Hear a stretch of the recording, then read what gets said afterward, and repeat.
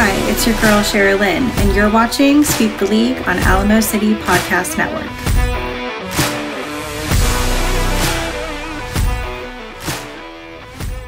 Hey, this is George Iceman Gervin, and you're listening to Sweep the League.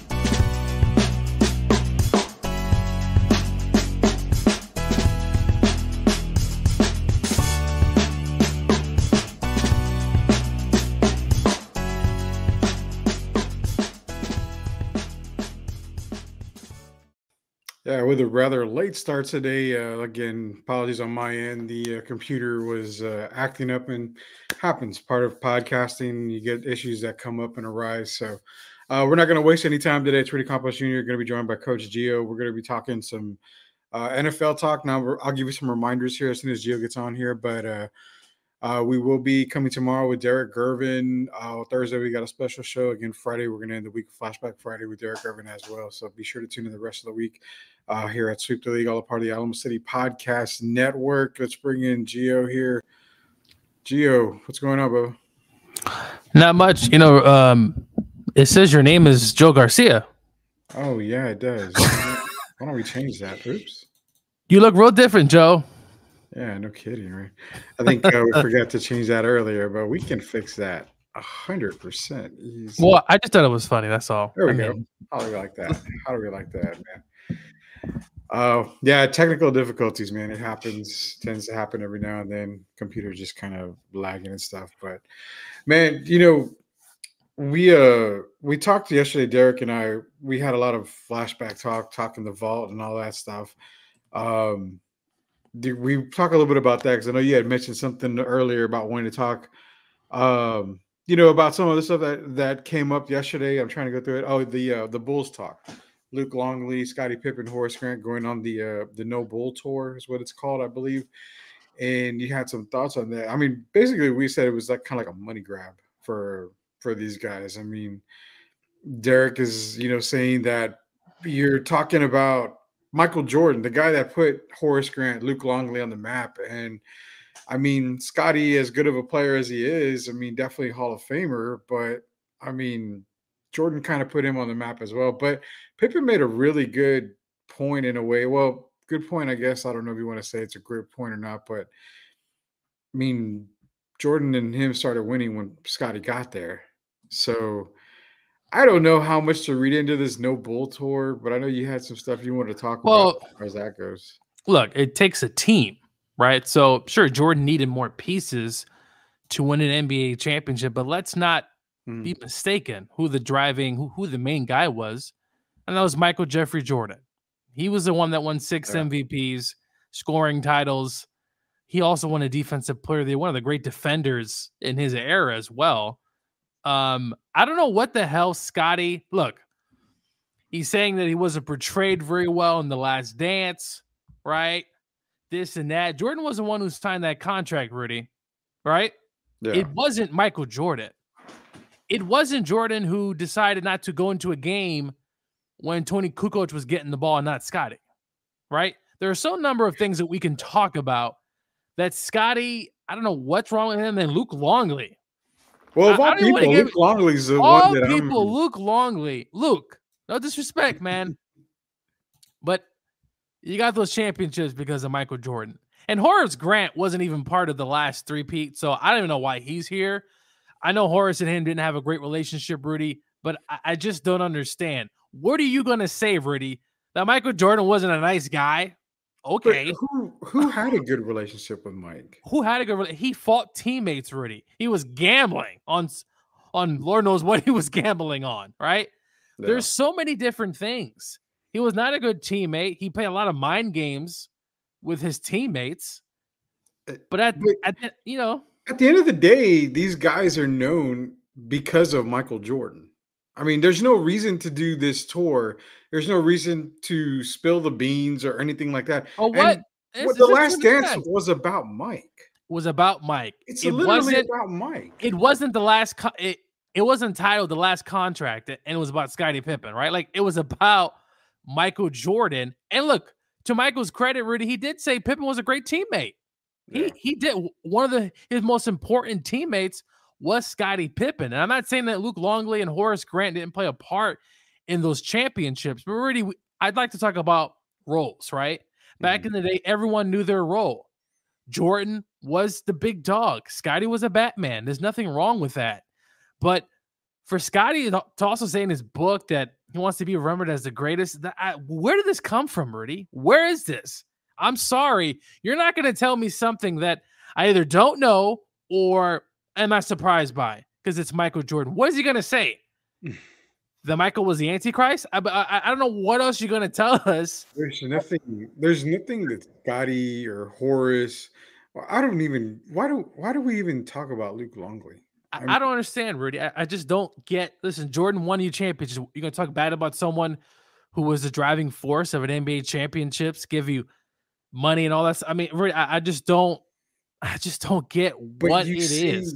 You see this type of behavior from past teammates on even opposite teams. Steven Jackson, Robert Horry, when it comes to the San Antonio Spurs. Yeah, Robert has over the years. He always likes to say Hakeem was way better than Tim Duncan. And look, he played with Hakeem. He won championships with Hakeem. And look, me and you really would say Hakeem's an all-time great player. And if you want to say Hakeem was better than Duncan, I have no ill with saying it. But Robert seems to really love saying it. And the way it comes out is not something that I really like. Steven's been another one over the years. Steven Jackson has no titles without a Tim Duncan. And though I will say, though, Steven's relationship with Timmy, from what I've heard, is actually pretty good.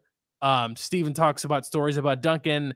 Duncan's one of those figures, really, that's kind of like, he's off to the side. He's not really in the limelight. But really, it would be cool to get stories from Tim Duncan, right? Like, that would actually be something that would be really interesting. But Timmy's not really, talking about that. But Jackson's gripe with, Tony Parker when he came out on Kawhi.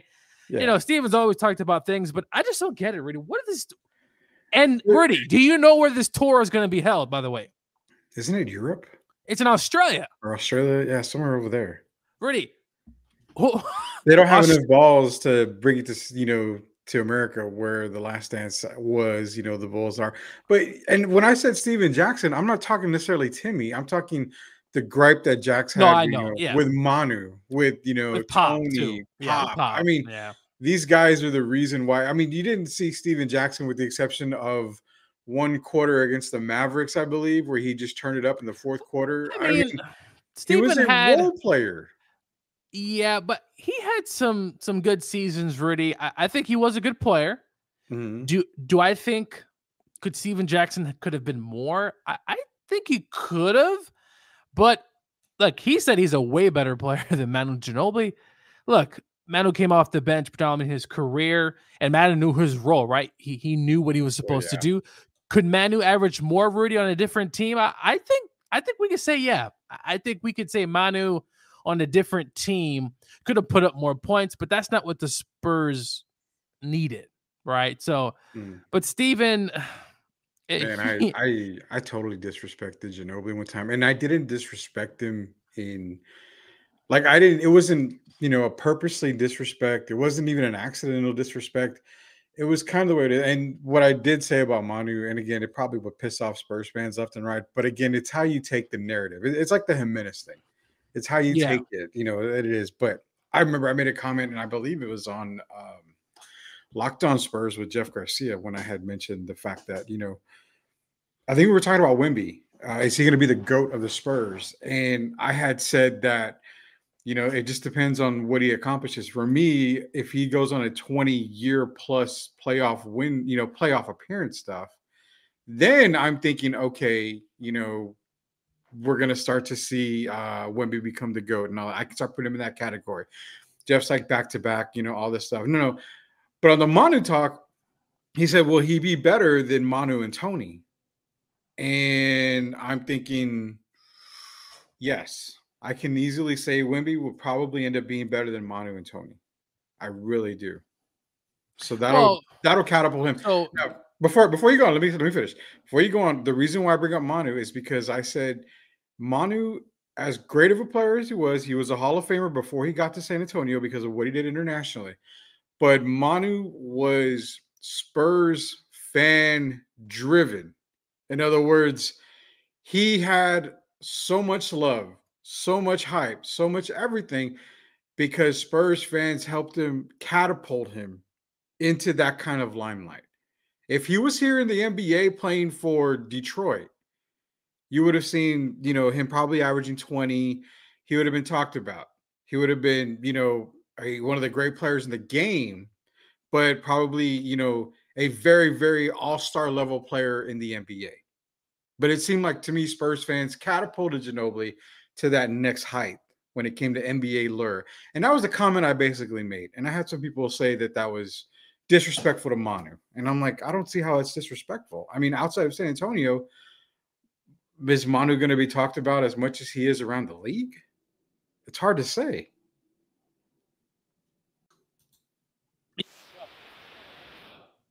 Look, I think Manu, it's probably more fandom, right, Rudy? I mean, just the lure, right? I mean, yeah. the things he would do during games when he, took that bat, he threw it, or whatever the hell he did. Like, stop the bat out. Yeah, I know what you're talking about. Yeah, there's so many things that we could talk about Manu. There's a story that I remember hearing from Skip Bayless, he's called himself the unofficial mayor of San Antonio in the past. But Skip once said during the Olympics, when I think it was was it 08 where they had all those stars come back, LeBron, D Wade. I think that was probably was 08. I think it was 08, and Skip Bayless said that he talked to Dwayne Wade, or he had maybe heard, or I think he was speaking to D Wade, that D Wade was upset because apparently there was a scouting report, Rudy, that I said that Manu Ginobili was the second best two guard in the National Basketball Association. And D Wade was pissed. He was pissed off. But that just shows you, Rudy, what Manu could have maybe been, even in NBA terms here, like in the States per se. I think he was on a different team and his stats would have been better. But I think you're right, though. San Antonio, the fandom, because Rudy, let's be honest, towards the end of his run, it wasn't very good. And I remember that 2013 NBA Finals, Rudy, Manu had a terrible series. Yeah. I mean, he missed free throws along with Kawhi down the stretch of that game, but he was just terrible. I thought he should have retired after 2013 because it was bad. It was not a good series for Manu. And if you don't believe me, go back and look at the tape. So he ended up lasting obviously longer than that. But look,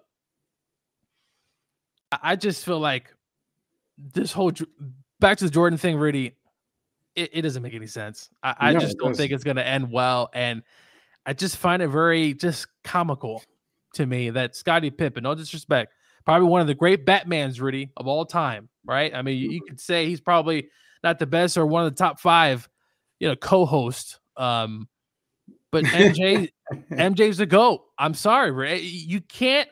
Watching The Last Dance, Rudy, just put a final stamp. I mean, just to fathom. I mean, Larry Bird called him what? Jesus in disguise. Like, it's just, I don't know, man. I just have a hard time. What else are you going to tell me about MJ that I probably don't even already know? It's ego driven, dude. I mean, it's ego driven. You're an NBA player. Okay, great. I'm an NBA player. I'm 12th man. I'm Jack Haley. I'm Brian Scalabrine. That's who I am. But I'm an NBA player, so I can walk into the West Side YMCA on Reese Street, on the West Side of San Antonio, Rosedale Park area, and dominate that league. Why? Because I'm an NBA player. But then you get to the guys that are 6-man, first one's off the bench, this and that. Well, okay, now you're getting a little bit bigger ego because you're getting playing time. Now you're a starter. Then you go to second fiddle, a la Scottie Pippen. You think that because you've won titles, because you are on the original Dream Team and you're considered one of the best in the league. When I say perennial all-star, you're going to be making all-star after all-star, that you feel you're better than Mike, Gio. That's Scotty's talk. He thinks he's better than Mike because of what he's accomplished in the NBA. But he doesn't accomplish it. You saw what he accomplished without Mike. Well, look, he did get them to the playoffs, right? They ended up playing the Knicks, and sure, the game probably could have went 7, but a lot of things happened. They didn't end up winning that series. But look, I'll give Scotty this. I think they won 55 games, Rudy, if I'm not mistaken, on that team. So that's pretty good. I'm like, that's actually a really good season, but you didn't get to the championship, right? The Rockets ended up winning. And then obviously the Rockets won the following year, but I just don't get the idea that he wants to be known as the greatest of all time. That's what I'm saying. It's ego driven, and I don't know. Ego driven, and I don't know if it's because Michael Jordan's son is dating Scottie Pippen's ex-wife. It's some crazy stuff, Rudy. It's like stuff for theater. But man, that's a terrible look, in my opinion. But it's a terrible look. But I'm pretty sure, Rudy, when Mike found out, he probably started laughing. Yeah, it's like on the Last Dance where he's got the iPad or whatever. He looks and he just starts laughing at it. I mean, that's probably what ended up happening. And it's funny about that clip because I saw that clip. Listen, I thought Gary Payton was a great defender, Rudy, but come on, Mike just had to laugh, and I honestly just laughed again. Don't get me wrong, Gary Payton, the glove, one of the great point guard defenders of all time. But come on, Gary, come on. I know, man. And Johnson here. It's not like Jordan was an all-star in Washington. Didn't Jordan make the all-star team when he was in Washington? And I think that's what he's trying to. I think that's what he's trying to say. I mean, look, we saw Scotty with the Rockets, Rudy, right? Rudy, what's funny? That's probably the real first dream team, right? Like the first, like it was him, Barkley, Drexler, and Olajuwon. I mean, obviously at the end of their careers, but I mean, yeah. So that didn't work out very well. I think they lost in the first round to the Lakers. And then what? I will say this already. If Scotty wins a championship with the Blazers, and they were close. Yeah. They were close. I mean, they were up on the Lakers, 15 points? And, crazy about that series, right? Not to go back in time. That was conspiracy time, wasn't it? So Blazers, Lakers, listen, those Blazers teams with Scottie Pippen, right, Rudy, Sabonis, Detlef. I think Detlef Shrimp was on that team. Steve Smith was on that team. That was a really good team. Yeah. Well, so some weird stuff happens on that series. Steve Smith's talked about it over the years. Some calls that should have happened. But Phil Jackson apparently in the huddle, Rudy says, "Look, hey Shaq, Kobe, it was a good offseason. I'll see you next year." You know what I'm saying, Rudy? If that doesn't work out, it's possible they break up. It's very possible that they may break up after that series. And I'm just saying this to everyone who's listening. If after that Portland series, the Blazers go on to play the Pacers, I like Portland's chances against Reggie and the Pacers. If they break up, does Duncan have more rings, Rudy? Does Duncan have maybe at least one more championship ring if the Lakers break up? Yes, I think so. Man, but you're going into a whole Spurs lore of what ifs, because if you think about the successful playoff runs to the conference championships, even to the finals, I mean, you can easily say if point 4 doesn't happen, they win that series. If Manu doesn't foul Dirk, they probably go on and win another title. And then if Ray Allen doesn't hit that corner 3, I mean, you're talking an additional 3 titles where you're putting Timmy as in time lore, like all time, not just in. No, I know. I mean, he's probably. I mean, look, they're gonna play the Sixers, Rudy. I like the Spurs' chances. I'm sorry, Matumbo, you're not going to dunk. There's no way the Sixers beat really anybody in the West. Yeah. So now the Spurs would probably. That Kings team was good, Rudy. And that 04 Pistons team would give the Spurs all. I mean, we saw the 05 Pistons team, Rudy. But that 04 Pistons team, that defense was just suffocating. So that would have been an interesting series to watch. I would have thought that would have probably, you know what, I'm going to be flat out honest. I think that would have probably been their toughest championship run in the finals. Was that 04 Pistons team? Yeah. That would have been a tough. I'm not saying Spurs couldn't have won, but the Pistons were rolling, and what they did to the Lakers, Rudy, was pretty impressive. I think one of the biggest, I want to say upsets in NBA Finals history, Rudy, but going into that series, as a high school or probably middle school, I thought the Pistons ain't got no damn chance against Shaq. It was Shaq, Kobe, Karl Malone, Gary Payton.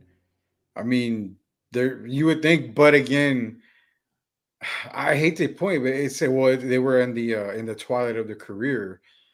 I mean, the Pistons weren't exactly barn burners either. You only had Ben Wallace, Rasheed Wallace towards the end. If he had a few years left in him. Rip Hamilton was Rip Hamilton, but he wasn't anything that Kobe wouldn't have been able to compete with. I mean, that's what I'm saying. Chauncey was also there, and look, Chauncey had some big games. That Eastern Conference, Rudy, that stretch with the New Jersey Nets, man, those some good games. It would be boring basketball today. No, it would be considered boring ball, but shout out to those 04 Pistons, man. That was a good team. Yeah, that was a really good team. Jeff Garcia is in here, man. He's bringing up a point that we're going to be talking about here, and it's kind of taboo-ish, to talk about Spurs Twitter. But Jeff brings it on, so we're going to talk about it here. This is Sweep the League again. Late start today. Just had some computer issues, but shit happens like that from time to time during podcasts. Jefferson here, Rudy, Angie. Can you talk about why San Antonio fans are so divided? Civil war daily. And have literally threatened to fight in person. Why is it like this, man? When you're losing and you are a diehard fan, and when I say diehard, you bleed silver and black or, gold and blue or whatever you bleed. Losing really pisses people off to the point of no return, man. And it's sad. It's so sad. I mean, it's just a game, guys. It's just a game. And I'd like to say this a lot. I love, I'm still pissed off at the 28-3 debacle in the Super Bowl. I've gotten over it, and you know what? I move on. But to get sometimes where it's like you want to fight somebody, you want to throw down, wherever, I don't know, but it's losing, dude. People don't want to lose, but at the end of the day, it's a game, brother. It's a game. And if they win, they win. If they lose, they lose. Guess what? They don't know who the F you are. So do you think they really care why you're fighting? Rudy, you're so right on this. Look, the 2013 NBA Finals is probably one of the worst, probably a lot of Spurs fans, right? One of the worst nights of my life. Like, especially game 6, right? And then point 4 was bad, but that took the cake. But look, I don't live in San Antonio, Rudy, so I have an interesting perspective because I'm from the outside, right? I don't live there. I'm not eating breakfast tacos every morning. I'm not a quote-unquote poor like some of our, fellow podcasters have said about the city. Our comrade. And so, look, Spurs fans, it's okay. It's okay to suck. Listen, 5 NBA championships. A few years ago, Rudy, I said in my mind, I'm okay with losing. It's not acceptable. No. I hate losing, but you've come to the idea that this Spurs team was not going to be very good for a while. Now, obviously, they hit the jackpot with Wemby, and hopefully in the next few years, they can continue to grow this team. But look, you're bad. You're going to get a top 5, probably top 3 lottery pick, and it is what it is. Stop fighting about it. Stop fighting about it every day in the streets. Look.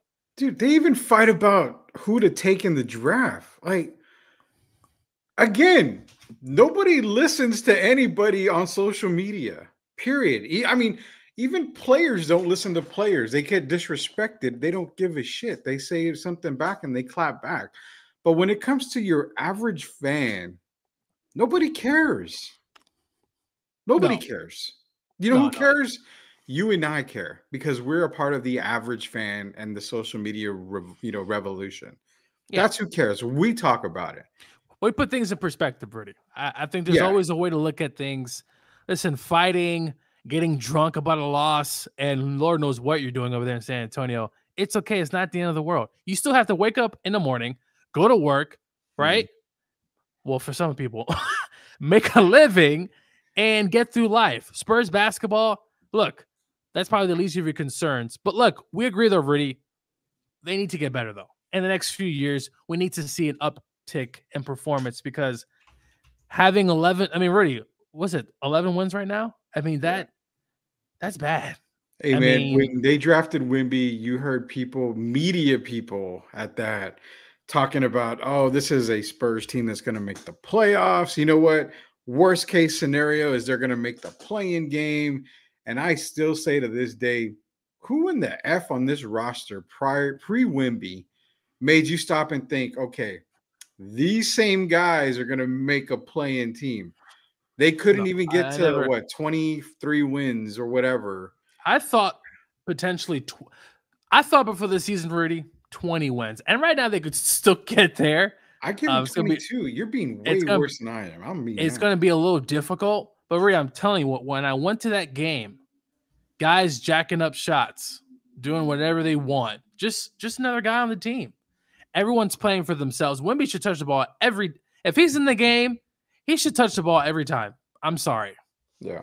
It is really no mistake about it. He should touch every time. And at this point, there's stretches where he don't even touch the ball. So yeah. See, Tim's gonna get over the Tar Heels beating the Duke Blue Devils. I mean, we beat them all the time, Gio. You should be able to get used to it. Well, it's actually a lot closer. It's a lot closer than people think. It's a lot closer, but to me, so Rudy, I know 28-3 is probably your. It's probably, the NBA Finals.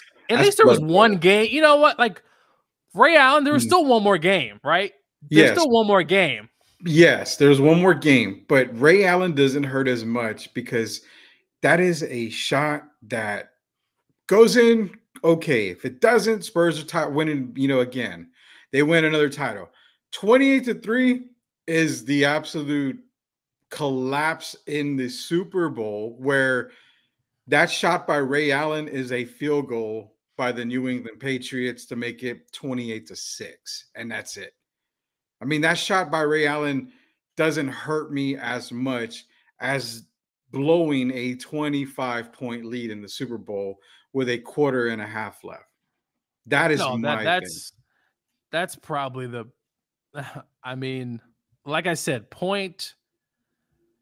4. Also, Georgia losing to Alabama in overtime when Tua I thought he was going to get sacked. He stops, throws a touchdown. That was pretty bad. Mm-hmm. The Mariners, they put freaking Robbie Ray in a game against Jordan, and the rest is history. Mariners get swept. So there are a lot of different things. Villanova with the buzzer beater against Carolina in the championship game. That was another. I remember that. Man, that was another heartbreaker. So real quick, what did you when that went when he took the shot? What did you think? Did you have a sinking feeling, or you're like, man, that's kind of far? I had a feeling that was going in. I saw it go up, and I thought, knowing my luck. I'm sure God has vendetta on me left and right, so he's just going to break my heart one more time, and sure enough, it happened. So Villanova, Carolina, that loss was a tough one. It's probably third, probably on my list. I think Ray Allen still takes number 2, but it's 28-3, and then it's Ray Allen and everything else. Like that's that much of a gap for me. No, yeah. No, I mean. And Jeff's right, man. I did, it says it is true. Rudy called a bad season before the regular season started. I was saying that all summer. I was like, even when the Spurs won the lottery, I mean, there was no way Victor was going to come in here and break it an 18-game or 20-game difference. I mean, there's just no absolute way. It's a different NBA, Rudy. Derek's talked about, and there's no veterans on not just this team, Rudy. On a lot of teams. Every team in the NBA should have at least one veteran, like at least one veteran guy to help with these players transition from the college game, just NBA life in general. But really, when David Robinson came in, who did he have? I mean, that was a veteran, some older guys, some young guys as well. I mean, I think Terry Cummins was on that team. I mean, you had guys that have been, they're NBA players, right? Like, Duncan comes in. You have Vinny Delagro was there. Obviously, David, Avery Johnson, Sean Elliott, a cast of other guys. It's just Wimpy comes in, Rudy, and you got Zach Collins. Like it's like what? Really? Wemby comes into the veterans being Keldon Johnson, Devin Vassell. I Yeah. mean, Trey Jones, who's a veteran, but he's young. I mean, you're coming into a veteran league where my 23-year-old NBA, teammate is a 3-year vet, a 2-year vet. I mean, it doesn't really work out that way for you these days. You got to go get, and Spurs can't say, well, we signed Chetty Osman. We have Devontae Graham. You have vets, but Rudy, why do you think that's happening? Why do you think the NBA now is essentially getting rid of your quote unquote true, those I mean, look at Kevin Willis played for a long time, right? Mm-hmm. I mean, Dominique was wearing didn't he play on the Spurs? Mm-hmm. It was the year Robinson got hurt. And still averaged 20 points a game. You had guys, Jerome Kersey, right? A lot of guys playing to their later years. We don't get that anymore. These guys, what happens, Rudy, is they go off to play overseas, right? Mm-hmm. A lot of these guys now play overseas, and rightly so. But these teams, they had no veteran guys, young teams. Rudy, there's no Spur on this team who knows how to. Let's just say it. This is how to win. Don't know how to win. I'm sorry. It's just it is what it is. I'm not making something up. You need a winner's mentality. Someone who's also won in the league. And these guys, look, I bring up Kevin Willis. Where did Kevin Willis come from, Rudy, right? He spent a long time in Atlanta, right? What do they do, right? Playoffs, right? Celtics, Pistons.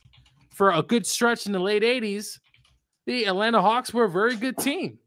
Yeah. Like Kevin came from that, right? So he's on the 20th, 2003 Spurs, and, obviously not playing, right? But that's what these players need, and we don't have veterans anymore. So, Rudy, I'm telling you, if anyone's listening, go look on the 80s, Rudy, right? 90s. Go look at those rosters. Seriously, go look at those rosters, and you're going to see people who know how to play. I'm talking about high basketball IQ guys that just know how to play the game. And that's what we're missing. This NBA now, you got guys jacking up 3-point shots. It's just a different. It's hard to watch sometimes, Rudy. When did we ever back in the day? When did we ever hear announcers saying, oh, here he comes, Larry Bird pulling up from the logo, or whoever, Byron Scott pulling it up from the logo. I mean, no. Now it's almost common to see players jacking it up from the logo, or it's 2 or 3 feet from behind the 3-point arc. Why? Because it's the cool thing to do, man. And it trickles down to the kids, bro. I hate going to games and seeing, kids doing this, and then they're jacking up shots, Rudy. That's what it is. Jacking up a 3 and then coming back and doing the, whatever with their hands and all this other stuff, or doing this, doing that. I mean, just play the fucking game, dude. That's really what it comes down to. I hate going to a lot of this stuff, man. Yeah, it's jacking up shots, and it's it's just a different time. And look, I'm not saying that the NBA players are not skilled, because they are. I think there's some really good players out there who can play. I mean, Kevin Durant's still playing, and we know he can ball, but it's just a different, just a different time. What's not crazy is the fact that you have guys who came out this past All-Star weekend, like Larry Bird, said he loves this style game. He loves it. He also understands that these guys probably couldn't compete in his era. They can compete. They just wouldn't have these ridiculous, astronomical scoring, marks at all. But think about this, Rudy. David's 70, right? Like his 70-point game compared to some of the guys who've put up shots today. Rudy, they're shooting. I mean, Klay Thompson didn't have a quarter when he had like 33 points, Rudy. Yeah. It's just, man. And look, I hate to be that guy, Rudy. I hate to be that guy because I'm not that old, contrary to the belief. I'm still in my 30s, but I do remember 90s basketball very well. So it just comes to the point where it's a different time. I get it. It's an offensive driven league, but Rudy, the commissioner, they got to sit down and think, hey, can we bring some more physical bring some physical stuff back. Just bring it back, man. It's kind of funny as you bring that up, and that's actually going to be a topic that we're going to be talking about here in just a second. Let me get to this comment here. Jeff is saying there was a comment. So I did a show with Jeff. It was actually go and check out Locked On Spurs today. Jeff and I sat down and we talked about, Wemby being compared to Will Chamberlain, how is he comparable to him? And Jeff said one of the comments that was left on there for me was Kareem would be a better comparison than Wemby than Wilt. Kareem, yes, I think so. And I think what some fans are probably missing out was, Wilt's scoring record, like individual scoring record for a game at 100 points. And, if you remember, Kareem was one of the premier shot blockers in the game. He was a great defender.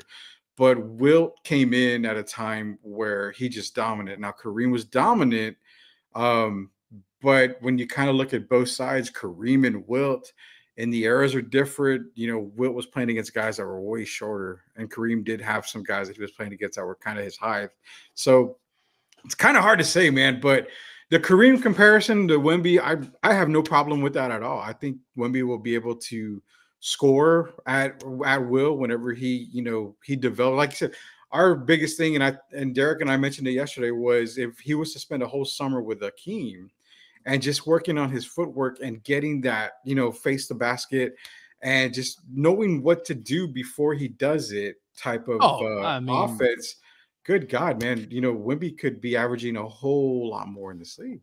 Well, we talk about Hakeem, right? And one of the great assets of his game, Rudy, was Hakeem's counters, right? Like, yeah, the ability to counter was just simply amazing. For you youngins who are listening, go put on some Olajuwon, videos and just see really his counters. You go here, and you probably went there because you thought Hakeem would do that, and then he does something completely different. So if Wemby's counters could just, and granted he's already tall as it is, right? He's taller than Hakeem Olajuwon. So just imagine his game like that, just adjusting, countering different. Because really, let's be fair, he won't be going up against any great centers besides Jokic and Embiid, Karl-Anthony Towns, right, and a few other guys. I mean, every night he's a mismatch, right? He's not going up against these guys every night. So I think this offseason very important to be in the gym. Also, Wemby, go eat some more tacos, put on a little bit more weight, right? Go to some of those San Antonio eateries. I know they're there because I've been there, and put on some pounds, buddy. Yeah, it definitely needs to hit the not necessarily the weight room, but maybe get a little bit more. And by all means, I was a great big fat person back in the day, and I still kind of am a great big fat person. I can definitely show him where and when to eat. This is Sweet the League, part of the Alamo City Podcast Network. Go to YouTube, search Alamo City Podcast Network, smash that subscribe button. We're gonna take a quick commercial break. When we come back, Adam Silver says he wants to maybe change the way the offense is working in the NBA. Kind of to a point to what Gio was making here. Something's got to change. This is Sweep the League. We'll be right back. It's got to change, man. Yeah. Locked On Spurs is your daily Spurs podcast, hosted by Jeff Garcia, the lead Spurs writer for Ken's 5 San Antonio. Jeff has a healthy plethora of guests all the time on the Locked On Spurs podcast. You can also follow Jeff on Threads at Jeff G Ken's 5 SA. You can also follow Jeff on Twitter at Jeff G Spurs Zone. So make sure you go ahead and give Jeff a follow not only on Threads and Twitter, but also on YouTube at youtube.com/@LockedOnSpurs. This is where you're going to be able to find the replay of the Locked On Spurs podcast. Make sure to like, subscribe, and share. Yeah, that is Jeff Garcia, Locked On Spurs. Again, it's at Jeff G Spurs Zone on the X or Twitter or whatever you want to call it. I'm going to call it Twitter. I don't know why people, it's hard to call. When you would say Twitter, Gio, I mean, Gio, you like retweet, all this stuff. But what do you say with X? Like, I still, with my friends, I still say Twitter. I don't even.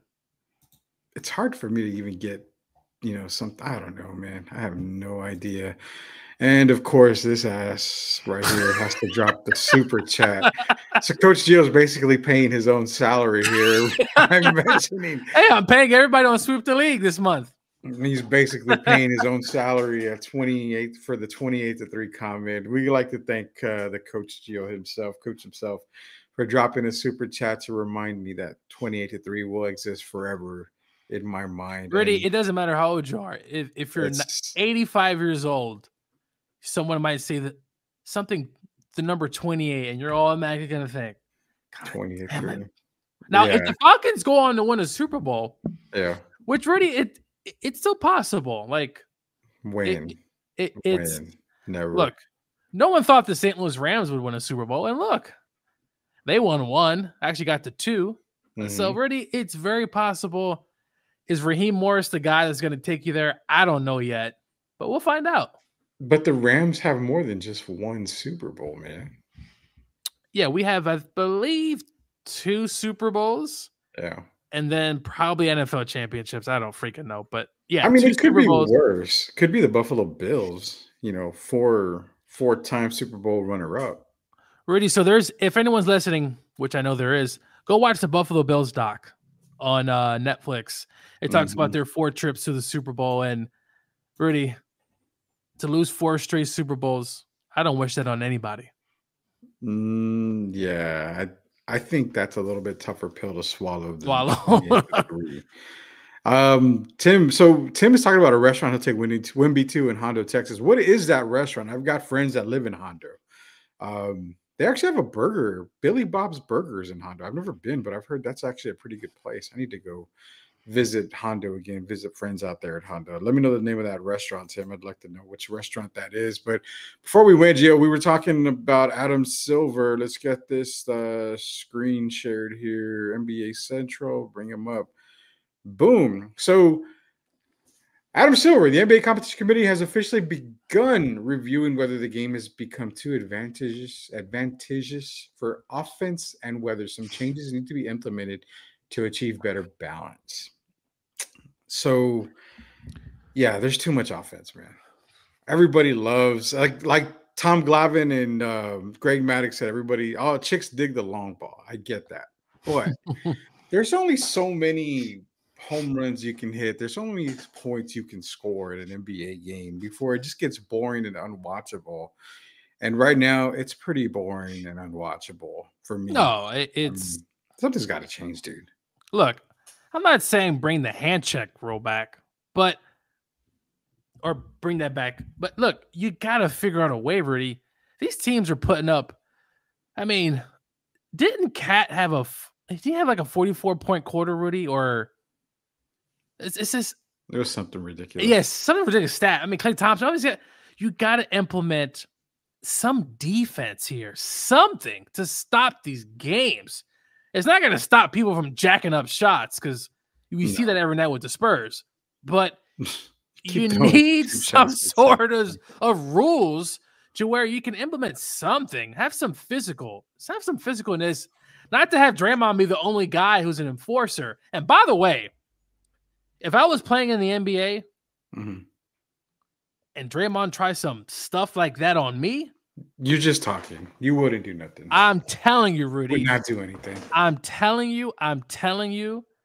When I used to play ball, I was more of a physical kind of guy. Rebounds, block shots. I've thrown some bowls. I've gotten into some heated matchups in street ball basketball. I'm telling you right now, that would not fly with me. The reason why Draymond does this, Rudy, is because no one's cocked him during the freaking games. Boom. No one's done that before. He punched his own teammate. Nobody didn't do anything, Rudy. Well, remember, everybody's friends in today's thing. Yeah, but anyway, back to this stuff. Yeah, Rudy, we need something, man. And I think it would really help the game. Not only the today's game, Rudy, but we talked about it. You talked about it. The young kids coming up, right? Yeah. We need to change. I'm tired of seeing centers jacking up threes and no one's guarding nobody. And it's going to change the game if they allow more defense to really, I guess you can allow more essentially. But yeah, Rudy, it's time. I mean, it's already been time. It has been time. Oh, too late. If David Stern was here, I do think David would have done something. Well, I mean, the quickest fix to today's game is bring back the hand check. Okay. Bring it back where you can body a player to an extreme. Now, I mean, obviously, you're not going to just run full into their legs like they did, in last night's Detroit-New York game, and no call was made. Again, another idiotic missed call by the officials. But nonetheless, bring back being able to body a player, hand check a player. Because, again, if you're able to get up on a player like James Harden may struggle to get a shot off. He's going to do a lot more dribbling. When you do a lot more dribbling, you have more potential to fumble the ball. A player like Steph Curry, if you're able to just check him when he's coming off of a screen, or like Stockton used to do, just kind of body him under the basket before he moves, that shit hurts, Gio. It hurts. So it's going to make your shooting probably dip a little bit because, Jesus Christ, I just got elbowed in my arm. It hurts. It's going to hurt going up. This is the part of the NBA where we miss. I mean, they wanted more scoring. They got it. Now they want more defense. Yeah, well, I think that's the start. Jeez. You bring that back. Rudy, you could really, using that hand, right? I mean, you could do a lot. You could really guide someone to where you want him to go, right? Bingo. Especially moving guys, funneling zone defenses, or not zone defense, but really putting people where you want them to be. You bring that back, man, you can start really changing the game. And now you're going to make offensive players think, okay, we're going to have to change, right? Jacking up threes isn't going to necessarily be the thing. I think long-term wise, but I still think we're a long ways away, Rudy, from bringing. If they bring back the hand check, I mean, that would be interesting, Rudy. Well, very interesting. Well, you made the point. We brought it up on yesterday's show where you had defenders, a la Alvin Robertson, Joe Dumars, because we were talking. Okay, if you were to put like Steph Curry back in the day, one of these guys, Joe Dumars, I mean, the first person to come to mind would be there to shut him down, any type of player like that. And that's where, or John Morant with the talk. Who would, back in the day, would John Morant be able to be successful back in the day? I mean, the answer is no, because a guy like Joe Dumars, a guy like Michael Cooper, these guys were able to, like you just mentioned, and Derek brought up the same point, you're able to put your hand where you want them to go the opposite way. So you're guarding them this way, they're going to go left, they're going to go right. You're able to guide them where you want to go. And that's where a lot of these players today would probably be unsuccessful.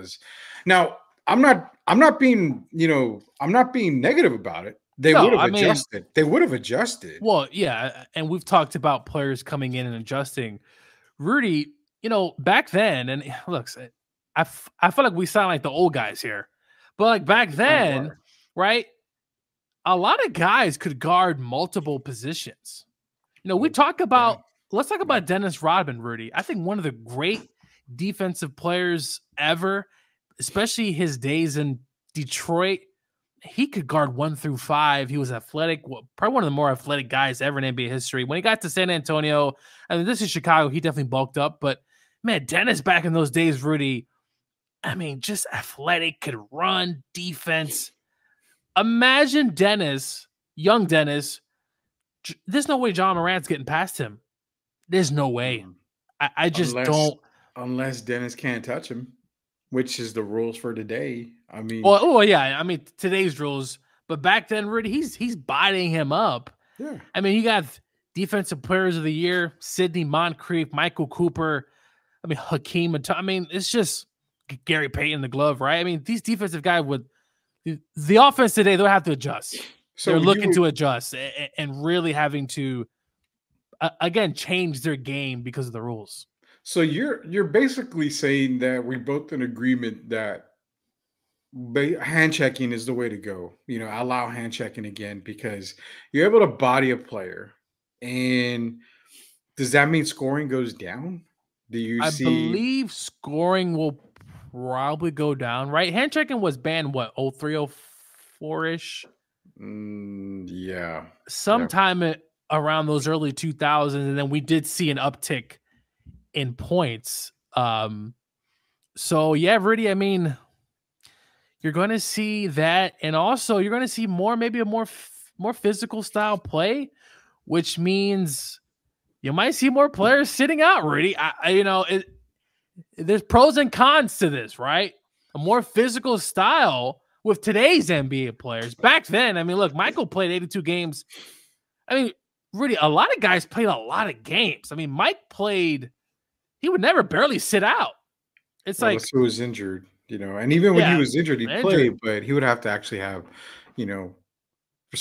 severe, like a grade 2 sprain. Yeah, I'm saying like something if those guys were out, David, Patrick, some of the great players, you knew it's because there's a reason, not because a rest day, right? So you might be opening up another Pandora's box, which the NBA already has an issue with that already, with people missing games, a la Kawhi Leonard, and though Kawhi's obviously more healthier this year. But yeah, Rudy, I think if you bring back the hand checking, and that's probably the biggest one, right? I'm trying to think of other rules that you cannot implement a zone because these guys are shooters. I mean, the way to beat a zone is to shoot the ball and attack the zone, with inside. So it's kind probably of to do. It's probably hand checking, Rudy. I don't know. You have to start there, and then that's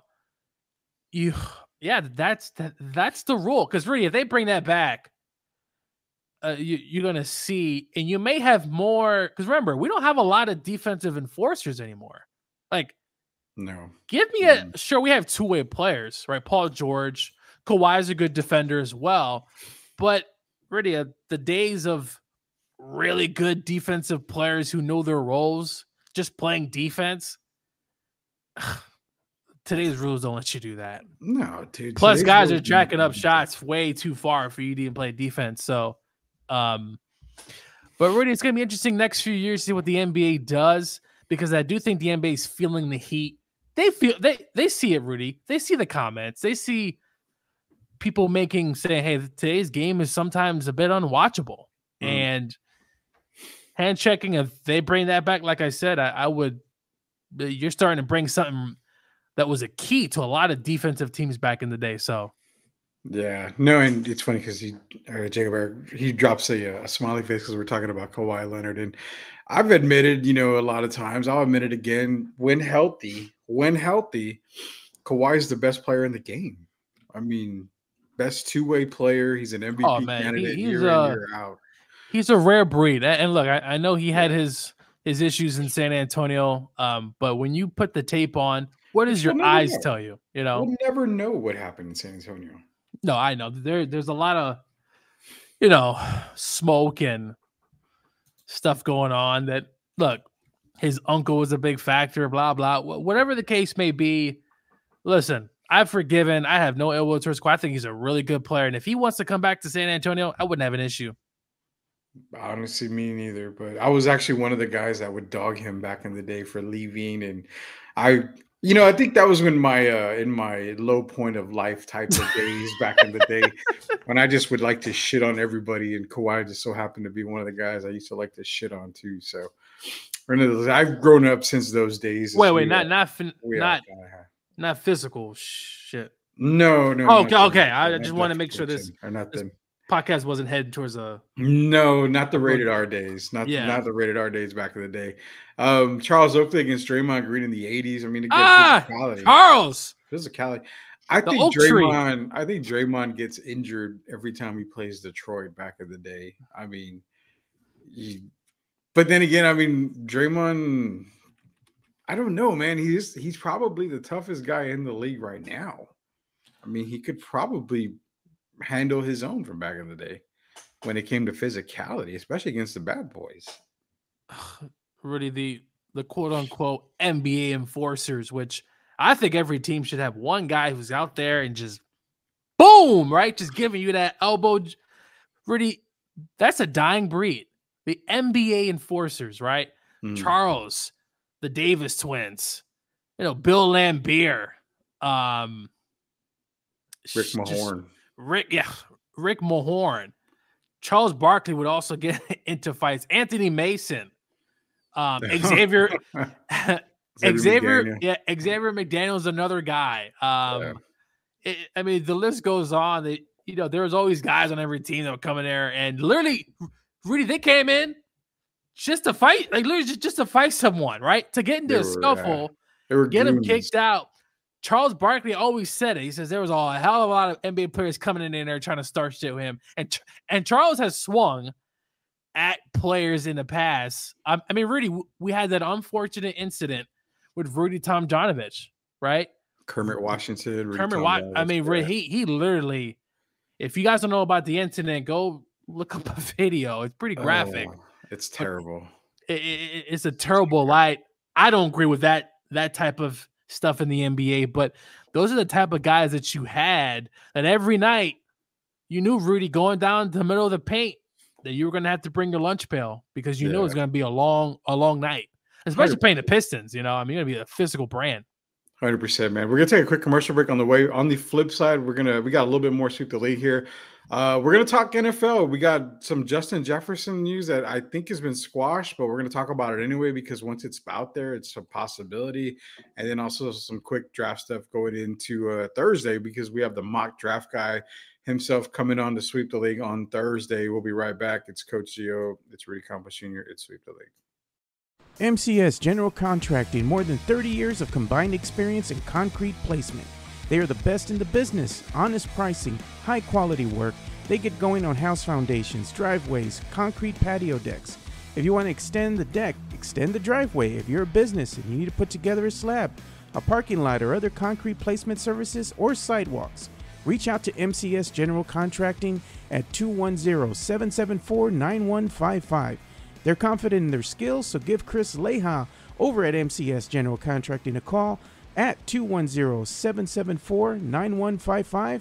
And thank you for being a sponsor of this show. Yeah, shout out to Chris Leha, MCS General Contracting. Appreciate you being a sponsor of the Alamo City Sportscast.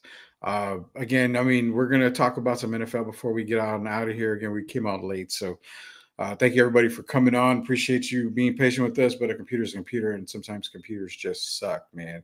Justin Jefferson news, man. I mean, we're talking – let me see if I have it here. I know I've got it somewhere here for you. Yeah, it's a trade potentially for multiple draft picks to – drum roll – the Kansas City Chiefs, Rudy.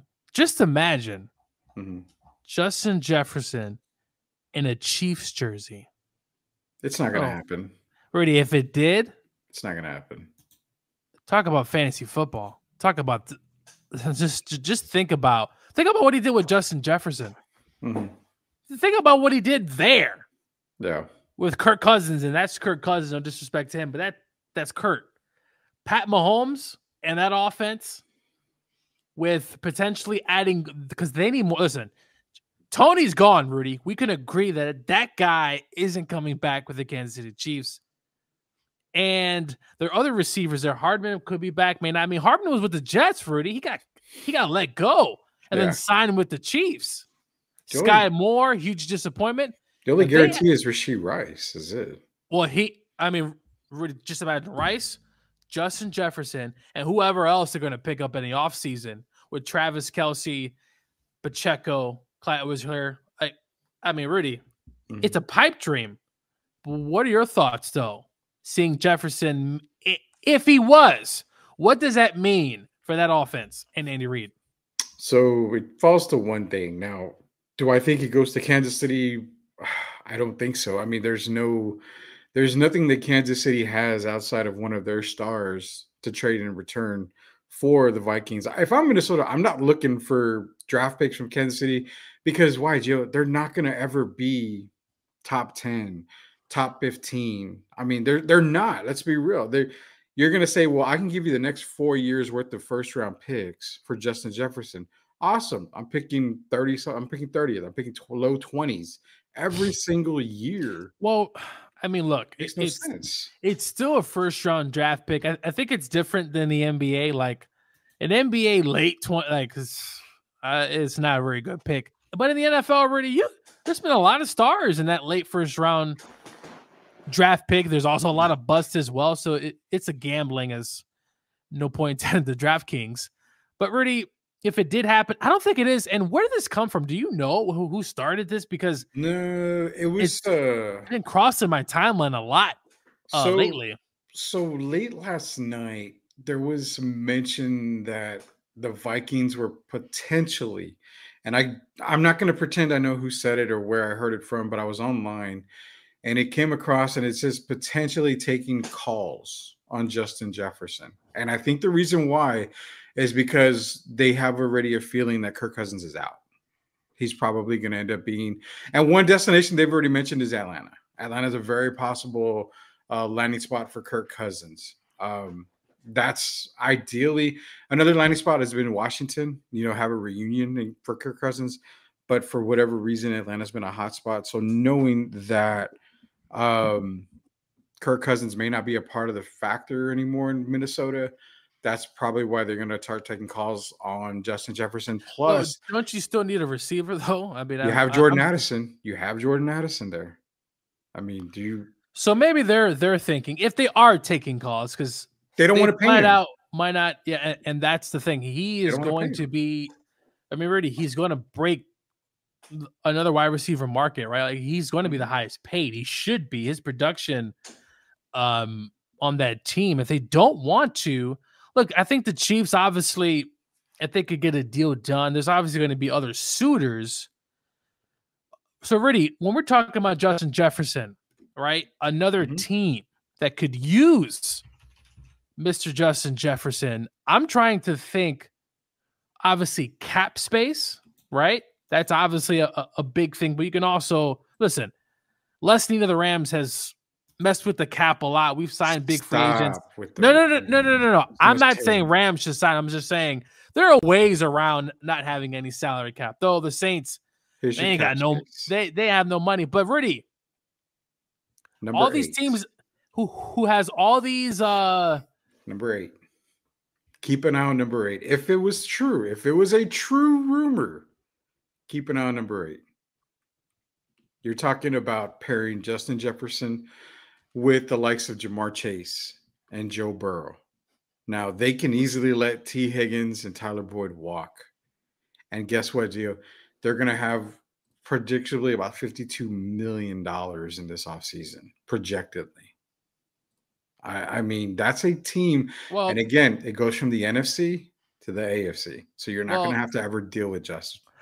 I think, look, if Kirk goes to Washington, we could see a reunion there. The Washington's also trying to build. I mean, looking at the salary cap list, the Bears, imagine Caleb Williams with Justin Jefferson and what they already have there. Really, it's interesting. The Texans, they got money. Could that be obviously trades like this are always a little tricky. But could you see that the Texans, they got money? And just imagine young quarterback with Justin Jefferson and the team they already have. Jeez. But again, do you want to pay? You're probably going to have to pay him. What do you think it's going to be? 25 a year? No, he's going to have 30? Over 30. Tyreek is already, I believe Tyreek's the 30. So 30. So you're potentially giving up almost half of your cap space for one player. Well, and this is how I say you got to mess with the numbers, right? So the signing bonus, I believe, doesn't count against the cap. So you can obviously give him a bigger signing bonus. You can make this a big upfront contract and then obviously spread out. So there are ways nowadays, it seems like, where teams can really, but you also don't want to pay one guy all that money, but especially if he's not your quarterback. Exactly. Now, if he goes to if somehow the Bengals, that'd be a damn cheat code because they already have T. Higgins on that franchise tag, or they include T. Higgins in a trade. And that's what it's saying. They can send T back with draft picks. And again, Minnesota, I believe, is not one of the top. See, they are. They do have cap space. They're $38 million. So I think T's going to cost around 20. Yeah, I think the franchise it should be around that. I don't know the numbers, but look, guys, this is just a pipe dream. I don't think it is. It's a pipe they're dream. going to ship. I just don't see why you would. obviously there's been rumblings, are they going to pay him or they're not going to pay him? But look, the Commanders have money, Titans, Bears. I don't see him with any of those teams unless they have a quarterback situation. Detroit's interesting, Rudy. They're also a little scary having Justin Jefferson, Amon St. Brown. But they won't. They won't. Knowing they've got to pay Amon St. No, Brown, yeah, I'm saying like that doesn't make any sense. So, I mean, Tampa, Mike Evans could be out the door. Could be a replacement. I think he resigns in Tampa. I think Evans stays in Tampa. The one team I'll give you is you have no idea what Michael Pittman Jr. is going to do. Now, Indianapolis sits at number 5 on the salary cap.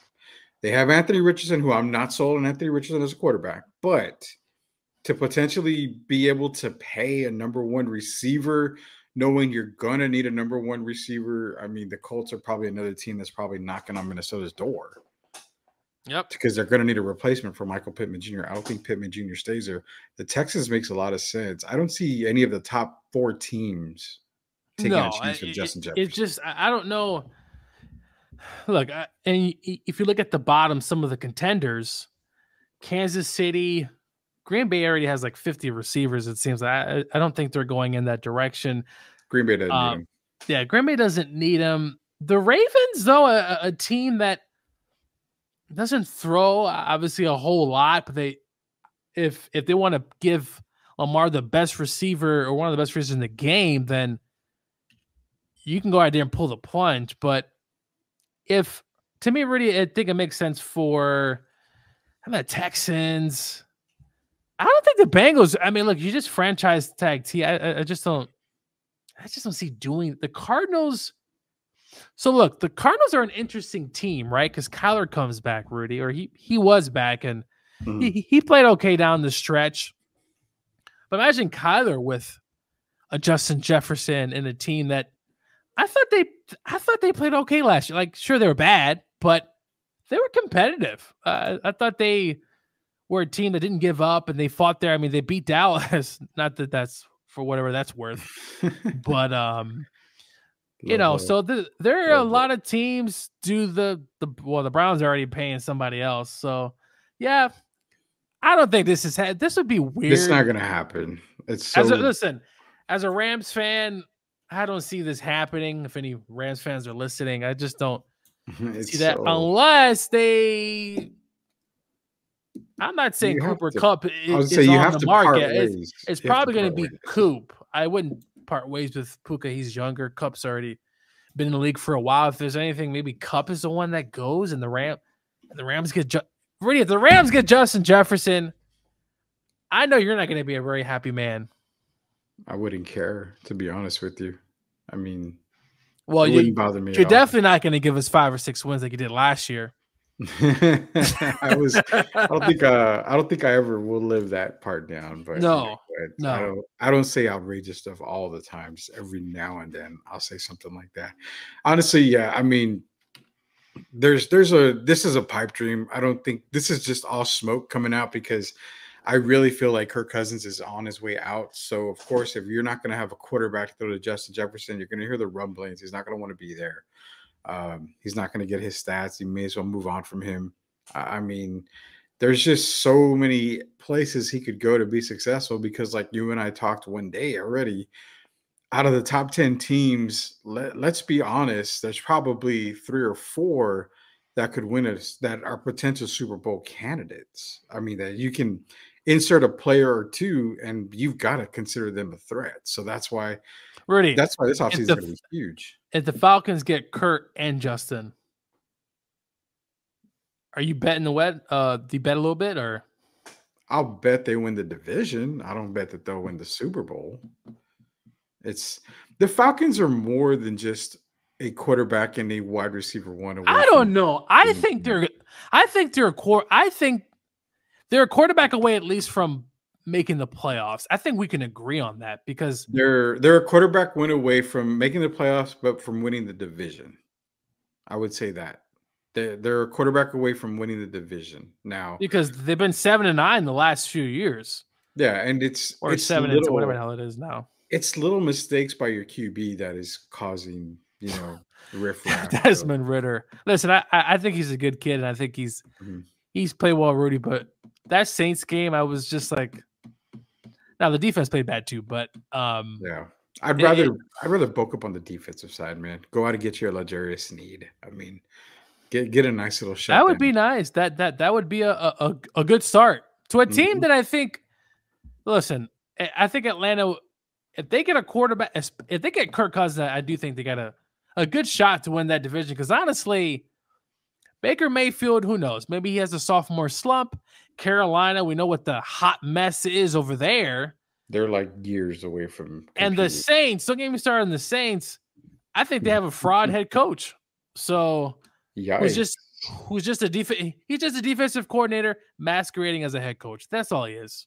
No, you heard it here first, man. He's a defensive coordinator masquerading as a head coach. He is, Rudy. Come on. He's no damn head coach, Dennis Allen. Come on. I never said he was a head coach, to be honest. He's not a head coach. I'm surprised that he's still the head coach there. I just don't see it. Sure, you want to keep the program, the stability, all that stuff. He was with Sean Payton, this and that. But at the end of the day, he's not winning anything there. I'm sorry. He's just another, not a Jag. That's just another guy. But yeah, I guess you could say that. Man, so basically, the last thing I want to get into is we've got the mock draft guy himself from X. He's going to be on Thursday with us. We're going to talk a lot of NFL draft on Thursday. I know a lot of people are actually looking forward to that draft show on Thursday. So we'll be talking to mock draft guy himself. Get your draft questions in to me or Gio. You can tweet at us or X at us, however you want to call it. Any questions you have, we're going to put up a little post up there so people can comment on there to drop your questions on there. All your draft questions are going to be good. But the one question that I think you and I want to know, and just give me a simple answer because we got to go here, is the Chicago Bears. They hold all the cards in this draft. And you do. I mean, I say you keep Justin and you build around him with what you have, trade down, get more draft assets. And you know what? DJ Moore agrees with me and, a lot of people. He feels Justin Fields is that quarterback that can get him there. You roll your eyes, but I think a DJ Moore with Malik Neighbors / Marvin Harrison combo would be really good for Justin Fields. Maybe throw in a Joe Alt in there as a top 10 pick to help with the line. Maybe Brock Bowers, they get a tight end. It could be. And Brock Bowers is another guy who I am high but low on. I mean, I can see him going in the top 5 all the way down to, he could be a late first-round pick. And look. It's so hard. If Brock Bowers is there, hey, Sean McVay, if you're listening, listen, Tyler Higbee unfortunately messed up his knee because some of the dirty plays that Detroit was doing. But look, go get Brock Bowers if he's there. Sorry, Rudy. I just wanted to throw that out there. No, you by all means can say whatever you want, and Rudy, the Bears, they hold the cards, right? A blue blood, right? A franchise who is, when you think of the NFL, you think of Pittsburgh, the Giants, not so much the Falcons, but you think of these old style teams back in the day, the Bears. Look, Rudy, me and you have gone back on this for months. This past year, we've gone back and forth. And it's come, obviously, the Bears now have the number 1 pick. What should they do? I'm split here because I see what you're saying, right? Draft capital is always a good thing, right? Oh, yes. Get those picks, trade that number 1 pick. But, man, so this is the thing, and we talk about, it also matters where you get drafted, right? What team drafts you, right? Pat Mahomes, right? If Pat Mahomes goes to the Carolina Panthers, does it work out? I don't know, right? It's possible it doesn't work out, but he goes with Andy Reid. If Caleb Williams goes to the Bears, listen, the Bears have had a tough stretch of quarterbacks. The last decent quarterback was Trubisky, and then before that, Jay Cutler. I mean, not a lot of hope. Trubisky in the same sentence as good quarterbacks. Well, Rudy, listen, 2 playoff appearances, say what you want to say. If that doink doesn't happen, who knows? Maybe they're going to run. But look, I'm torn because I think Caleb could be that guy. I think he's that generational type player. I know you hate that word, and especially the way I'm using it with Caleb Williams. But, man, I think Caleb Williams' talent level man, like I get trading draft picks, but if you get that quarterback in there, your life could change. It could change, and I'm torn. I'm leaning towards drafting Caleb, but I do understand about getting those draft picks. But Rudy, how many years has Justin Fields been with the Bears? You're telling me you've seen enough? Is that what you're telling me? You've seen enough to give him one more year? Yes. I think he deserves one more year. And the reason being is that you see the roller coaster with Justin. You see the ups, you see the downs, you see him just leveling off. But again, I feel like the end of the year that he had this past season, knowing I'm the Bears, knowing I have a lot of draft capital still, knowing I have the number one pick where I can go from this much draft capital, Gio, to this much draft capital. Like I can do a whole lot. Am I gonna miss out on a generational talent? Probably.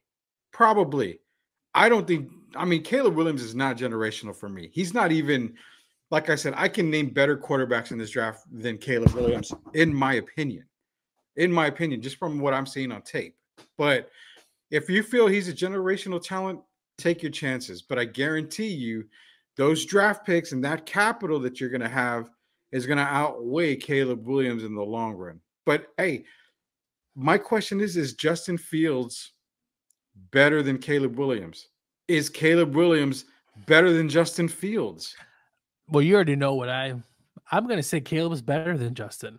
And I know Justin's running ability. I know he can run. I mean, he had that 1 year, Rudy, where his rushing yards were out of this world. But Rudy, you're not going to win a lot of games just running the ball. Like we see Lamar right now. Lamar tried to be a pocket passer against the Chiefs, and it didn't work out, and they should have ran the ball. But normally, your quarterbacks aren't rushing. But Rudy, I just think the arm talent. And look, when Justin Fields came in, you know he's at Georgia, and oh my God, what a Kirby! You didn't do a lot of things wrong, but that's one thing you should have went with Justin Fields. But anyway, Ohio State played well. Had some games up and down. Obviously, Caleb has been that way as well. But I think Caleb, Rudy, is right now better than Justin Fields. So, Caleb Williams, you saw the issues he had at USC with a bad offensive line. Do you really think you're going to have a rookie quarterback come in? And you're basing this off of what you saw with CJ Stroud. Let's be 100% honest. Everybody feels that Caleb Williams is better than CJ Stroud coming into this draft, and you're thinking we could have hit gold with Caleb Williams. There is nobody on this Bears roster on the offensive side other than DJ Moore, who is basically gonna do anything for you. Just like Stroud, he also has talent. The Bears do this, they know, and I hope they know they need to get the receivers, offensive line needs to continue to improve. They need to do something in the offseason. If you get Caleb, it's the responsibility, not just of Caleb to obviously perform, but management to get the job done. Give him the pieces to be successful. If you're going to get Caleb, look, I'm saying generational, but as generational as Peyton Manning was, he threw a lot of picks his first year, Rudy. He didn't do anything. He had Marshall Faulk, right? And then he had Endrin James, and then what? They built that team around him. But look, if you're a generational guy, you also need help. I mean, let's not be, mistaken here. He needs help. Well, no. Look at this. Let me paint this scenario here for you. You're the Chicago Bears. You are sitting with the third most available cap space at $80 million plus. Okay, Jesus Christ, $80 million, 800 something thousand in free agency money you can go play with. Let me paint this picture for you. You keep Justin Fields. You make some trades. You get a lower number one pick. Say, you know what? Okay, say you go crazy. Say Caleb wants to go back to Washington, where he's from. The Commanders trade up. So you just swap picks there. You get some additional draft capital. You're taking Marvin Harrison Jr. or Malik Neighbors at 2 is what you're looking at. So you've got DJ Moore across from, either Harrison Jr. or Malik Neighbors. Let's just say one of the young receivers. You still have your other pick, I think, at 9 coming up. So you're probably going to go offensive line. What is the one position that we've heard time and time again from NFL executives that's not a priority this season? That is running back, Gio. Saquon Barkley, Derrick Henry, Austin Eckler, Tony Pollard. A lot of these guys are not priorities in this off season. They're going to get paid, but they're not a priority. They're not going to get franchise tagged. For the most part, these guys are going to walk. So with that kind of cap space, you mean to tell me you have Justin Fields with 2 receivers, and if you want, go get you a Brock Bowers at 9. I don't care. Whatever. Do what you want, or get another offensive lineman, Joe Alt or somebody like that. But then you go and get a Saquon or an Austin Eckler that helps provide more help for Justin. I completely agree. But the Bears are going to have to make a decision, because if they do all that for Justin and he's still not successful, then you're done. But what does that do, man? It attracts another top tier quarterback, because who wouldn't want to go play for the Bears knowing you have the weapons in place? It's a lot of windy games and cold weather. But no, look, Rudy, I can agree with you. Look, you build a team, draft picks, capital. They will come. So you do all these things and you're ready to build it, will come, but you also may lose. Someone could lose their job. Nobody, if they have a bad, never saw in there anyway. So I hear you. And look, I wouldn't listen if the Bears, whatever they do, I agree with. But really, like I said, also, just because you spend the money don't mean you're spending it on something good. So we'll see how this offseason wraps up, because it's going to heat up soon, Rudy. It's just around a corner. I'm sure you're excited about the Falcons. I'm excited about the Rams having some cap space as well. I'm excited to get to the offseason already. For all you Rams fans. And also, baseball season is very close as well. I'm excited. I'm hoping that the Seattle Mariners potentially can win the division. But unfortunately, Rudy, the Astros have been a really pain in the thorn. And now you have the Rangers, who are defending champs. So how are your Giants going to shape up this year, Rudy, real quick before we leave? What are you thinking? Thank God the show's over. No, I think, honestly, the Giants have always been probably average, above average. They surprised me last year for the most part. I mean, they were in the playoff hunt, pretty much throughout the year to the very end. Again, I think it's just the same thing. It's just going to be another ho-hum season. I don't see anything potentially big with the Giants this year. They still got to develop some of the prospects that they have. What would have made the deal for me was if Shohei would have went to San Francisco, which was a very possibility. It was a very good possibility. Yeah. But without Shohei there, honestly, Gio, they need to contact the Angels about Trout. Everybody needs to get Trout. The guy doesn't want to leave. That's interesting. If I'm the Angels, if I'm the Angels, dude, you force him. You force him out. Just say, hey, but you know what, man? Go do some. We're not winning here. We're not doing anything. You want to be a loser your whole life? Go somewhere else. I don't understand. That whole thing is just so odd to me that Trout needs to say, hey, let me leave. Go somewhere. It's not Trout, because Trout has come out and said he wants to be an Angel for life. He doesn't want to leave. That's the thing. Yeah. He wants management to bring players in. Brother, they've brought players in and they still haven't won. So if I'm the organization, I'm looking at Mike and say, brother, I appreciate all you've done. You're one of the best players in the league.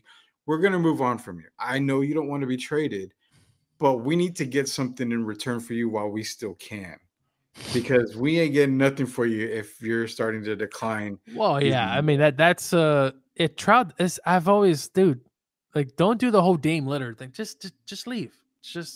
It's okay. You didn't win. It's fine. Exactly. Okay. So, but no, the Giants, baseball season's a long season. So you never know. Maybe the Giants go on a run and, you can wear your Giants jerseys, your Barry Bonds hat, so. I do have my Buster Posey jersey. I'll probably wear one time soon here. Shout out to Buster Posey. But yeah, Giant season. Baseball season is right around the corner, man. We're going to be done here at Sweep the League. Hey, by all means, go to the YouTube page. It's search Alamo City Podcast Network. Smash the subscribe button. We're trying to get to 1,000 subscribers so we can give something away. Appreciate everybody for joining us. Tomorrow, Derek Irvin should be back. Myself, I think Gio should be back as well tomorrow. We're going to be talking again more NBA hoops, man, because everybody loves talking hoops with Derek Irvin. Thursday, we got another explosive show. We got the mock draft guy coming up on Thursday. All your draft questions, all your draft analysts, you guys out there that have comments or questions, be sure to drop them on a post that we're going to put for Thursday's show. And then Friday, it's Flashback Friday. So for Gio, it's Rudy Composier until we sweep the league again next time. We'll see you later, Knuckleheads.